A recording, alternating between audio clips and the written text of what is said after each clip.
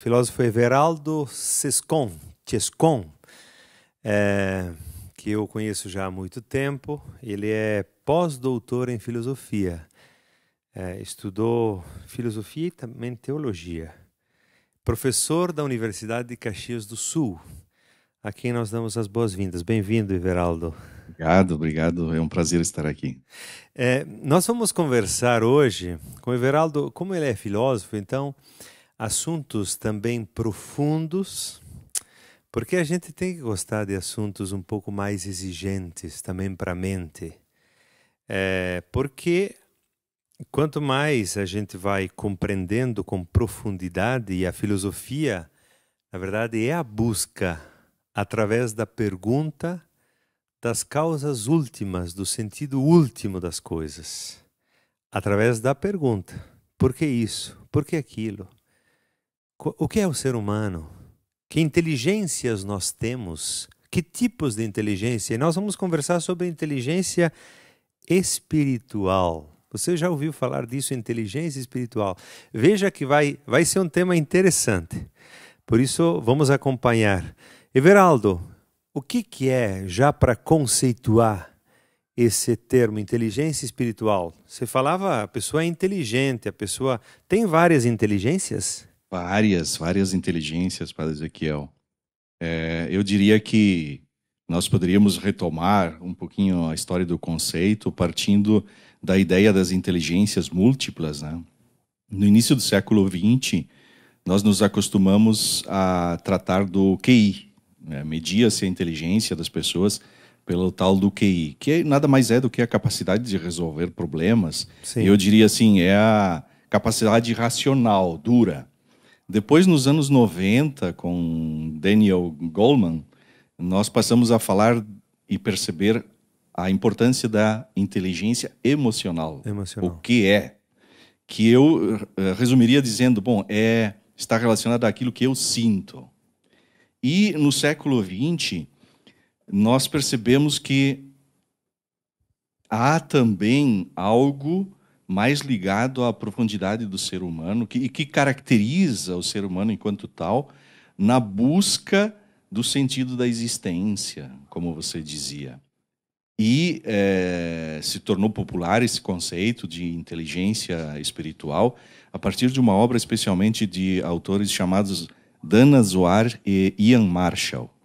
E eles, então, qualificam essa inteligência espiritual como sendo algo, um princípio, né, vital que orienta as minhas escolhas, mas as minhas escolhas de vida. Uhum. Está ligado ao fato de eu ter princípios, valores que orientam as minhas condutas, atribuir significado às coisas e, portanto, eu diria que inteligência espiritual é aquilo que faz com que cada um de nós possa ser ator da sua própria história, possa dar sentido à sua existência, possa orientar a sua conduta. Uhum.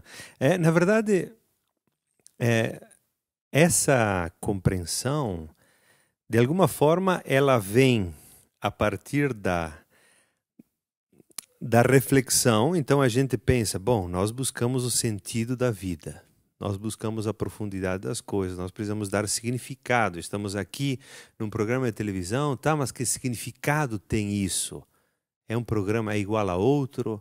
O que eu recebo com isso? Então, isso vem automático, porque não é... Eu estou querendo dizer o seguinte, que a inteligência espiritual, então, é algo espontâneo que está em todos? É uma boa pergunta, né? Então, como o tal do QI também se nasce inteligente espiritualmente ou não?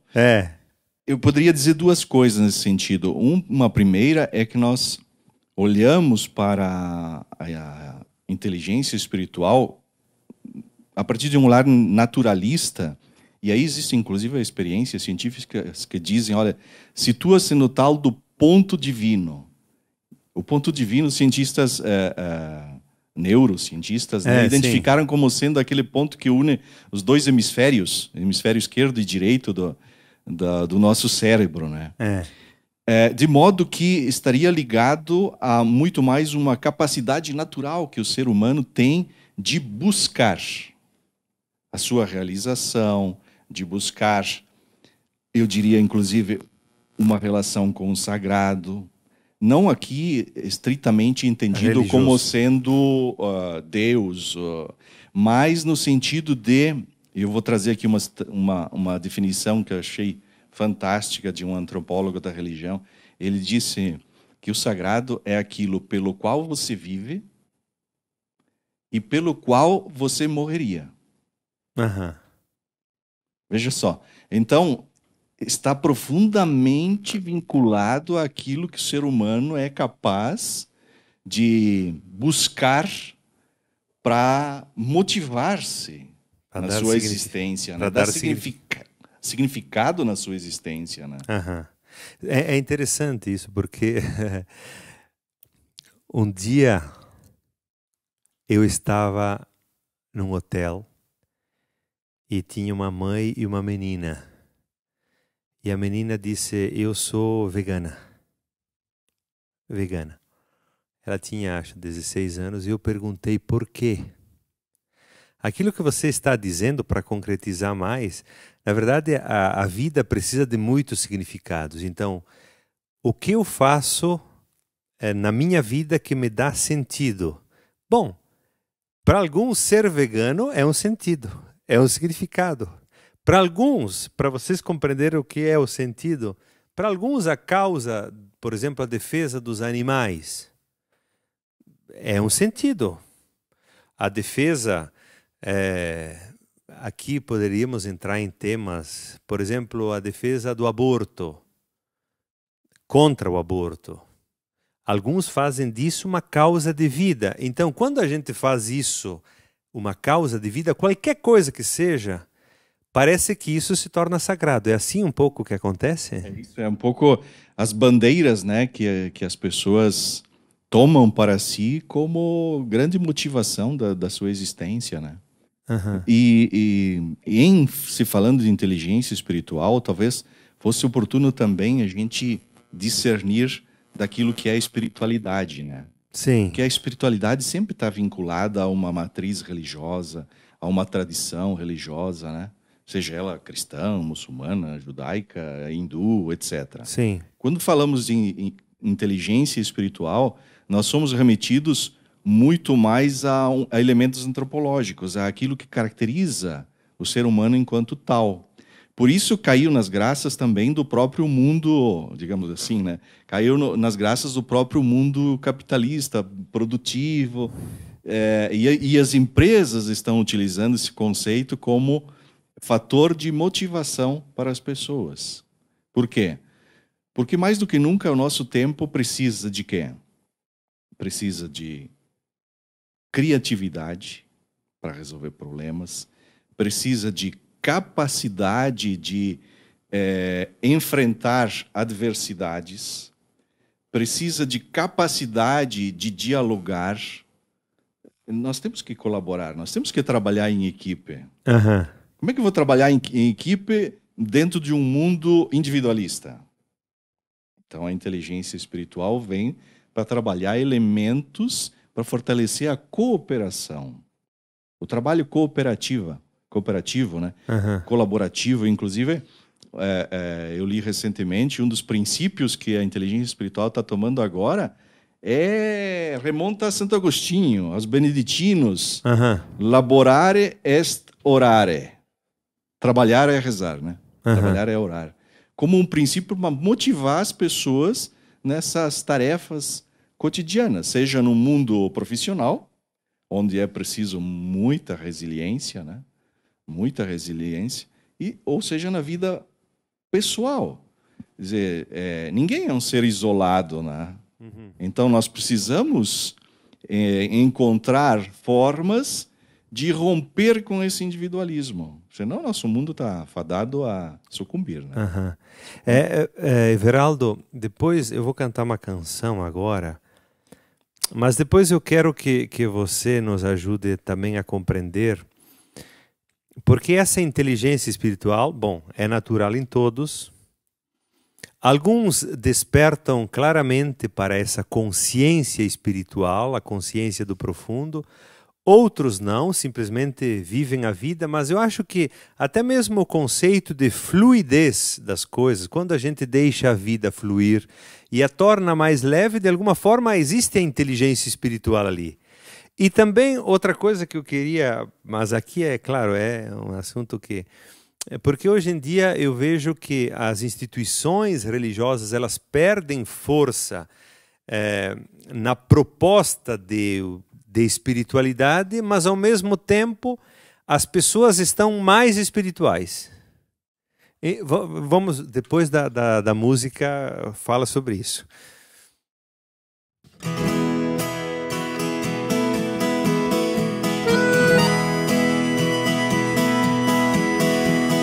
Luz que me ilumina o caminho e que me ajuda a seguir. Sol que brilha à noite a qualquer hora, me fazendo sorrir. Claridade, fonte de amor que me acalma e seduz.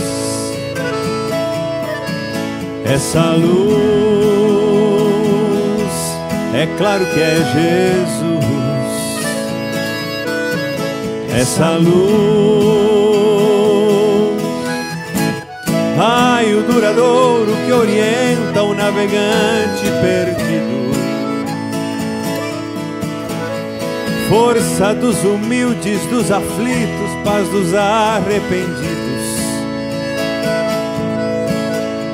Estrela que nos guia, luz divina, seu amor nos conduz. Essa luz só pode ser Jesus. Essa luz, sigo em paz no caminho da vida, porque o caminho, a verdade e a vida é você. Por isso eu te sigo, Jesus meu amigo. Quero caminhar no seu lado e segurar sua mão. Mão que me abençoa e me perdoa e acalma o meu coração. Estrela que nos guia, luz divina, seu amor nos conduz. Essa luz só pode ser Jesus. Essa luz, é claro que é Jesus. Essa luz só pode ser Jesus. Essa luz.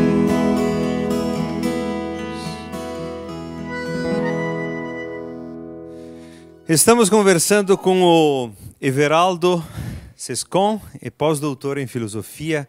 Eu fiz uma pergunta antes de cantar a música. Everaldo, o que você diz sobre a questão da espiritualidade hoje, que vem também sem a instituição, sem as religiões? As pessoas estão descobrindo isso? As pessoas estão mais espirituais? Você acha que a espiritualidade na verdade, é uma solução também para tantas angústias? Como é que você vê isso? Eu te convertiria a tua pergunta em uma afirmativa, né? Para mim é a demonstração de que todas as pessoas anseiam por preenchimento das suas angústias existenciais, mas não só isso, né? Todos nós buscamos a felicidade, todos nós buscamos o bem viver, todos nós buscamos realizações, e isso nos faz buscar também na espiritualidade a fonte para a paz interior e a tranquilidade. Então, quanto mais conturbado for o mundo, mais nós buscaremos a espiritualidade, mais a sede por espiritualidade.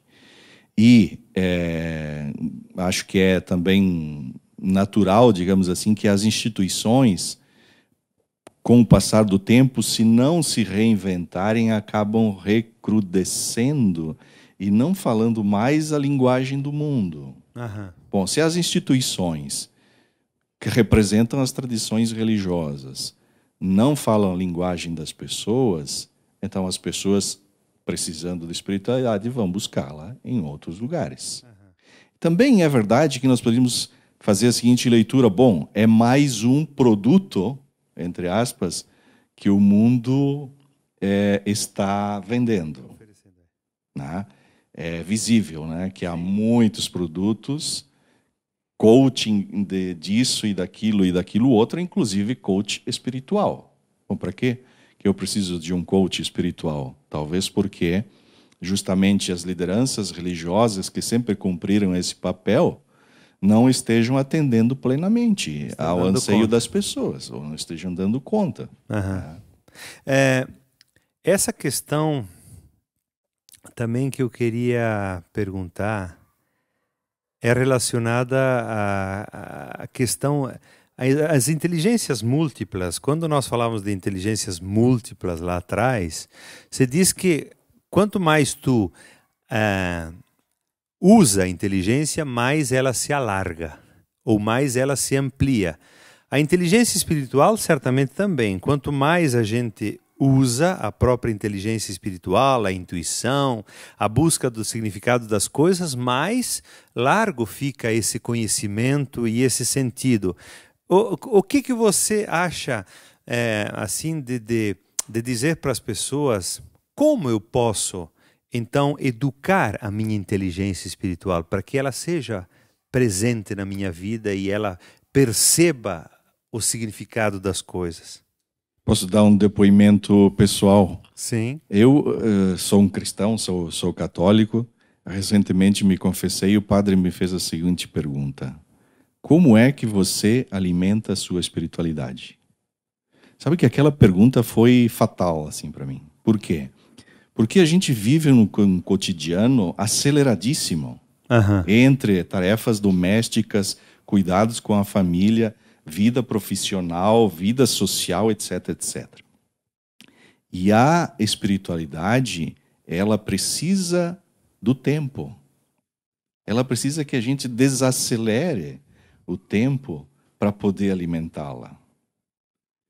Nós vivemos escravos, né, do Deus Cronos, do relógio, né? E a espiritualidade, a inteligência espiritual, ela demanda uma desaceleração, inclusive do pensamento. O que nos traz, por exemplo, uma preocupação gigantesca com relação às gerações mais novas, porque elas são da rapidez, né, do imediato, da aceleração da informação.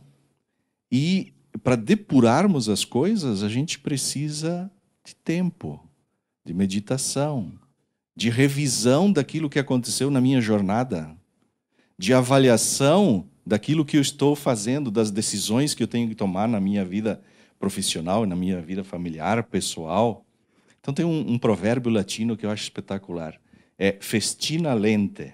Festina lente significa pense lentamente, demore no pensamento e haja rapidamente. Nós não precisamos fazer coisas. Se elas forem bem pensadas, certamente nós teremos de fazer menos. Não é?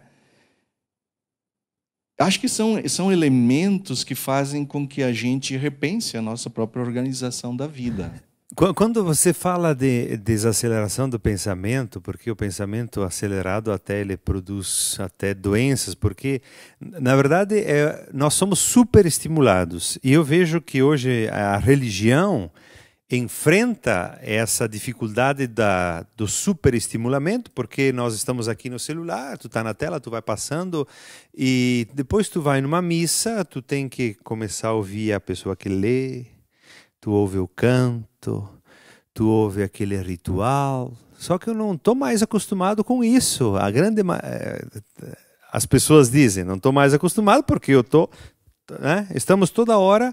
Essa questão de superestímulos com a necessidade da meditação, da calmaria, do desaceleramento do pensamento. Como lidar com isso? Por isso que a missa se torna chata, né? Exato. Porque ela vai na contramão daquilo que o mundo faz. E acaba nos trazendo um grande questionamento. Mas sabe que eu estava me lembrando? Algo que caiu na moda agora, assim, dos CEOs, né? Dos altos executivos. As técnicas de meditação dos monges. Por exemplo, ficar mergulhado em água gelada. Meditar com os pés num riacho, no meio da mata. Uhum.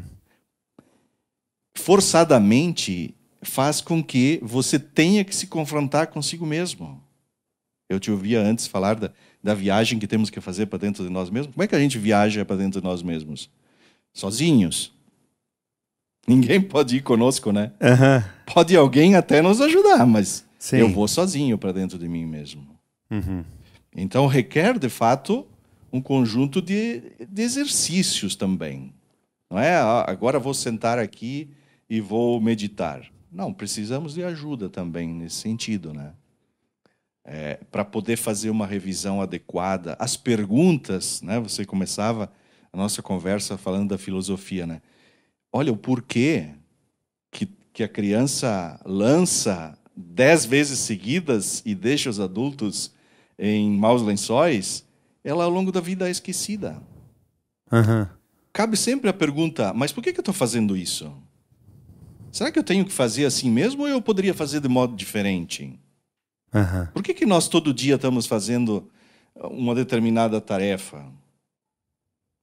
Então, veja que não é algo que surge espontaneamente, eu diria, a inteligência espiritual. Nós temos, naturalmente, essa capacidade, mas a gente precisa de ajuda para avançar e desenvolvê-la. Assim como as outras inteligências, né? Uhum. Não é fácil, por exemplo, você emitir uma opinião e sofrer uma crítica. Ninguém gosta, né? Como absorver essa crítica e tomá-la como apoio e auxílio para ser melhor? Uhum. Inteligência espiritual também é isso. Muito bem, nós estamos... sempre os assuntos, eles são amplíssimos e podem linkar com muitas realidades. Mas nós queremos te agradecer, Everaldo, por esse momento. E para concluir, você pode dizer a última palavra que você considera que dentro desse tema nós não falamos e é importante dizer. Mas muito obrigado pela sua partilha aqui conosco, que a gente consiga ser mais inteligente espiritualmente, que a gente aplique mais a inteligência do sentido da vida, da profundidade das coisas. Muito obrigado, Padre Ezequiel, pelo convite. Foi uma grata satisfação. A gente está sempre à disposição. Obrigado. E para concluir, eu simplesmente retomaria a definição do sagrado. Eu acho que cada um, ali em casa, individualmente, pode se perguntar: pelo que eu vivo e pelo que eu morreria?